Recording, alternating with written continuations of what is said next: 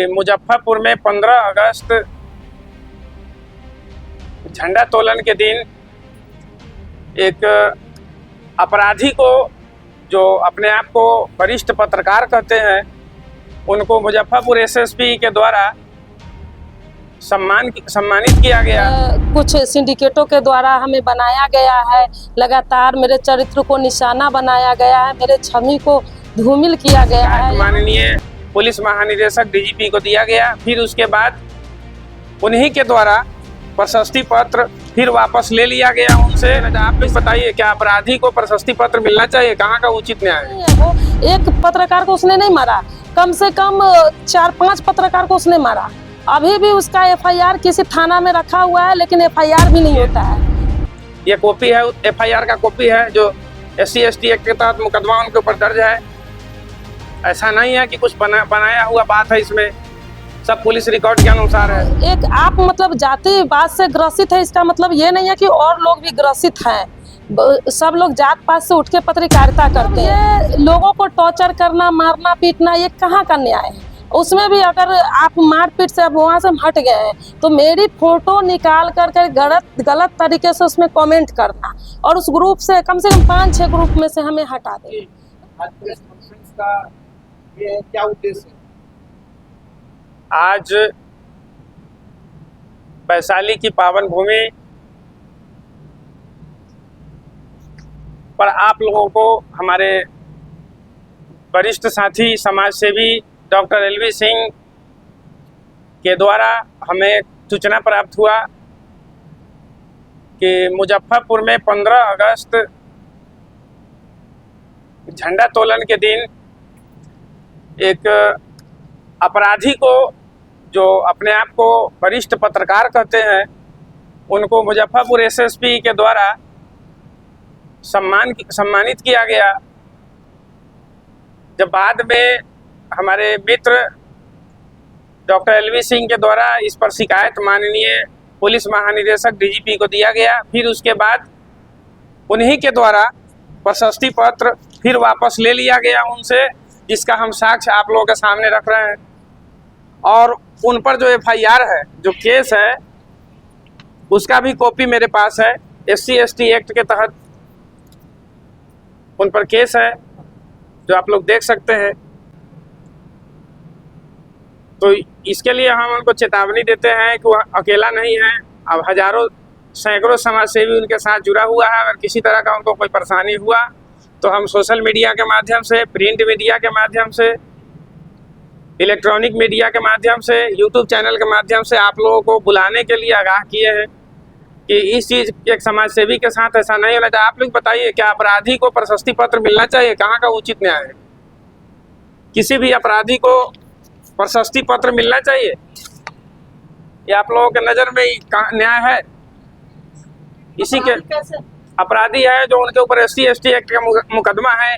एक महिला पत्रकार एक दलित समाज से आती है, इनके साथ शोषण किया गया। इनके FIR का कॉपी है, जो आप लोगों के सामने है, जो आप लोग देख सकते हैं। देखिए, ये कॉपी है, FIR का कॉपी है, जो SC/ST एक्ट के तहत मुकदमा उनके ऊपर दर्ज है। ऐसा नहीं है कि कुछ बनाया हुआ बात है, इसमें सब पुलिस रिकॉर्ड के अनुसार है। और उनका प्रशस्ति पत्र वापस लिया गया है, उसका भी कॉपी है, जो DGP का आदेश हुआ है। उसके बाद उनका प्रशस्ति पत्र SSP के द्वारा फिर बुलाकर वापस लिया गया है।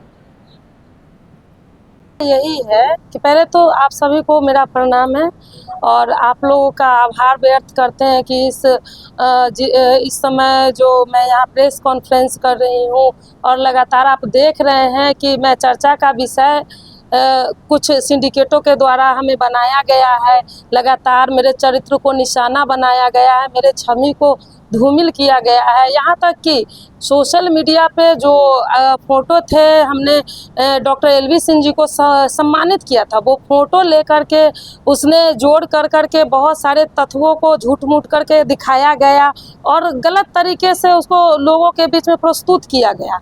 मतलब एक आप मतलब जातिवाद से ग्रसित है, इसका मतलब ये नहीं है कि और लोग भी ग्रसित हैं।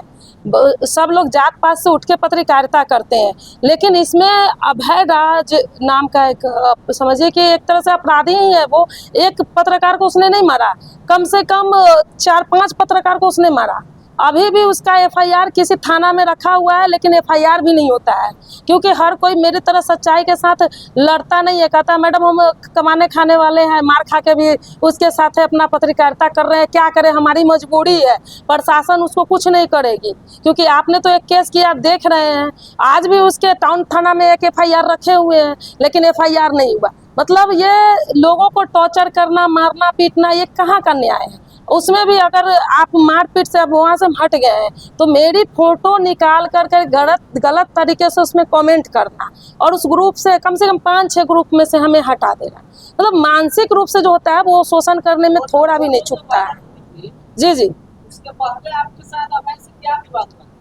सिर्फ एक खबर के प्रकाशित करने के लिए करके 2023 में एक पुलाड़ हॉस्पिटल में एक खबर प्रकाशित गए थे, खबर बनाने के लिए, जहाँ पे आरोप प्रत्यारोप, पत्रकार का काम है आरोप प्रत्यारोप दोनों दिखाना, हमने वही किया। अब इसके लेकर इसको मुझसे क्या दुश्मनी हो गई, उस समय से ये मुझे टारगेट में ले लिया। कहने का मतलब है आपको कोई चीज़ नहीं दिखाना, आप नहीं दिखाइए, लेकिन हमारी जहाँ तक पहुँच रहेगी, जहाँ तक हमारी चैनलें रहेंगी, वहाँ तक हम सच दिखाने का काम करेंगे, लोगों में पारदर्शी करने का काम करेंगे। बाकी न्याय का काम है, न्यायपालिका दे, थाना है वो एफआईआर करे ना करे, लेकिन हमारे जो सच है वो सच की आईना हम बनेंगे और वो हम दिखाएंगे। बस उसी टाइम से इसने मुझे धमकी दिया कि 500 करोड़ का मालिक है, तुमको उधिया के कहाँ फेंक देगा। हालांकि उनके तरफ से कुछ नहीं हुआ, वो अपना शांत रहे। नहीं, सामने धक्का मुक्की करते, हम आपको कहिएगा तो हम फोटो भी आपको दिखा देंगे। उस समय से ये मुझे टारगेट ले लिया, हमने वो खबर चलाया, खबर पे मेरे खुलेआम लिखा ले 500। कहने का मतलब है कि मेरी औकात 500 है कि 1000 वो तय करने वाला कौन होता है एक महिला को। उससे भी उसने बाज नहीं आया, तो मतलब धक्का मुक्की करने वाला एक फोटो बना लिया मेरा, उससे ग्रुप में कहता है, मतलब बहुत गंदा शब्द है, हम आप लोगों को बता नहीं सकते, लेकिन आपको दिखा देंगे, आप लोग देख लीजिएगा। फिर जब वहाँ पर हमने उससे उसका सवाल किया तो वहाँ से उसने मुझे हटा दिया। अब हटाने के बाद 2023 से ये किसी से हमला करवाता है या किसी से गाली दिलवाता है, अगर मैं वहाँ नहीं रहूँ तो ये फोन पर अश्लील मैसेज करवाता है। और इसमें 3 शख्स जुड़े हुए हैं, एक नवनीत है, दूसरा दयानंद पाठक है। कहिएगा पूरा में एविडेंस के साथ बैठे हुए हैं, अगर हम कुछ गलत किए हैं तो प्रूफ के साथ थाना में जाए, एफआईआर करे, या पत्रकार भाई है, बंधु है, उनके साथ मीटिंग करे, मीटिंग करके बुलाए कि हाँ हमने उसने जो आरोप लगाया है वो सही है कि नहीं, और हम जो आरोप लगा रहे हैं वो सही है कि नहीं। सारे तत्वों को देखते हुए ही इंसाफ होना चाहिए। इसमें क्या कर रहा है, एक बिहार दस्तक चलाता है, आलोक ये क्या कहते हैं, कोई ये नामक बिहार दस्तक नामक कोई पटल चलाता है, ये अपने आप को बहुत बड़ा पत्रकार कहता है। हमारे कहने का मतलब कि कैसी पत्रकारिता है तुम्हारी कि किसी महिला के छवि को तुम धूमिल करने का काम किए। और भी पत्रकार है, जब 2 पत्रकार मर गए थे उस दिन तुम्हारा पत्रकारिता कहाँ मर गया था। 2023 से हम पर हमला हो रहा है, हम 2023 से एफआईआर कर रहे हैं, उस समय तुम्हारी पत्रकारिता कहाँ मर गई थी, तुम्हारी जमीर कहाँ मर गई थी। क्या ये सारी चीजें काफी नहीं है? एक महिला कैसे स्वतंत्र होकर के काम करेगी, किस तरह से वो अपने आप को सच की आईना बन सकती है। मतलब बहुत मतलब मानसिक रूप से ये सब एक सिंडिकेट बना लिया है, सिंडिकेट के द्वारा हमको परेशान किया जाता है। 3 आदमी मैंने बता दिया कि अभय राजा, सबका सिंडिकेट वही है, सबको गाइडलाइन वही कर रहा है। तो एक अभय राज हो गया, दूसरा नवनीत हो गया, तीसरा दयानंद पाठक हो गया, और चौथा अभी ये पता नहीं है इसके हमसे क्या दुश्मनी है, नहीं है। अभी नया पटल चलाने आ गया है बिहार दस्तक, समझ रहे हैं। तो ठीक है, आप बिहार दस्तक चलाते हैं तो चलाइए, लेकिन किसी छवि के, किसी महिला का छवि खराब करने का आपको क्या राइट है।